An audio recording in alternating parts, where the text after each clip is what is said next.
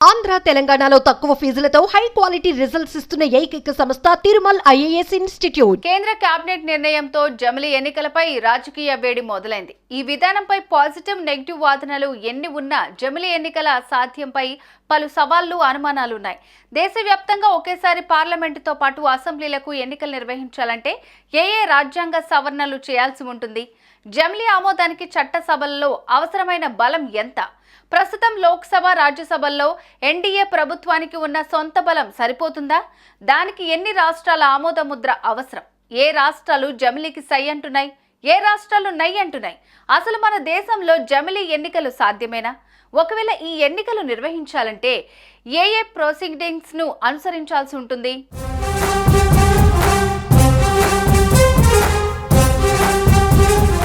దేశవ్యాప్తంగా అన్ని రాష్ట్రాల అసెంబ్లీలకు, లోక్సభకు, స్థానిక సంస్థలకు ఒకేసారి ఎన్నికలను నిర్వహించడాన్ని జమిలీ ఎన్నికలు అంటారు.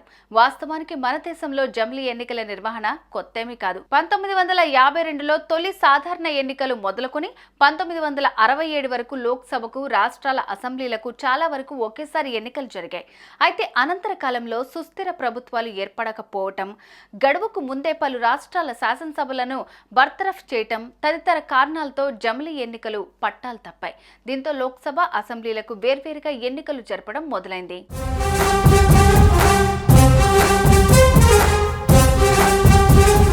అయితే ప్రస్తుత పరిస్థితుల్లో జమిలీ ఎన్నికలు అమలు చేయటం అంత సులువు కాదు. అయితే రాజ్యాంగంలో అనేక సవరణలు చేయాల్సి ఉంటుంది. రాష్ట్రాల నుంచి సమ్మతి తీసుకోవాలి.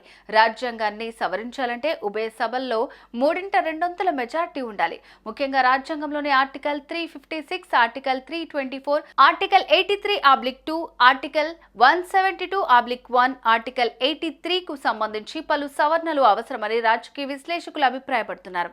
అలాగే 14 రాష్ట్రాల ఆమోదం అవసరం.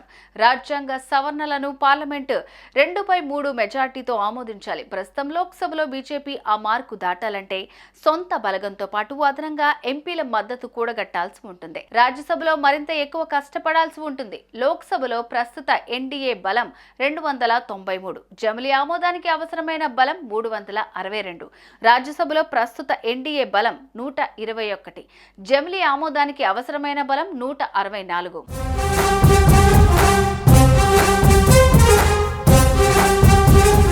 అయితే ప్రస్తుత పరిస్థితుల్లో అదేం పెద్ద కష్టం కాదనే వాదన బీజేపీ నుంచి వినిపిస్తోంది. బీజేపీ దాని మిత్రపక్షాలకు 12 రాష్ట్రాల్లో ప్రభుత్వాలున్నాయి. ఒడిశా, ఆంధ్రప్రదేశ్ లాంటి 2-3 రాష్ట్రాలు కలిసి రావడానికి సిద్ధంగా ఉన్నాయి. అయితే రాజ్యసభకు వచ్చేసరికి కొంత సమస్య కావచ్చు. కాంగ్రెస్ మద్దతు ఇవ్వకపోతే రాజ్యసభలో బిల్లు ఆమోదం పొందడం కూడా కష్టమే. కేంద్ర ప్రభుత్వం ఆయా రాష్ట్ర ప్రభుత్వాల సూచనలు పరిగణలోకి తీసుకున్న అన్ని రాష్ట్రాల అసెంబ్లీలు రద్దు చేస్తాయా అనే సందేహమూ ఉంది. ఇంతకు ముందు ఈ విషయంలో 2 ప్రతిపాదనలు వచ్చాయి. 2 దశల్లో ఎన్నికలు జరపడం మొదటిది. దీనిలో భాగంగా లోక్సభ ఎన్నికలకు కొన్ని నెలల ముందు, తరువాత అసెంబ్లీ ఎన్నికలు నిర్వహించడం. రెండోది, బీజేపీ, దాని మిత్రపక్షాల రాష్ట్ర ప్రభుత్వాలు అసెంబ్లీలను వాటంతటవే రద్దు చేయటం. అనంతరం మిగిలిన రాష్ట్రాల ప్రభుత్వాలను కేంద్రం రద్దు చేయటం.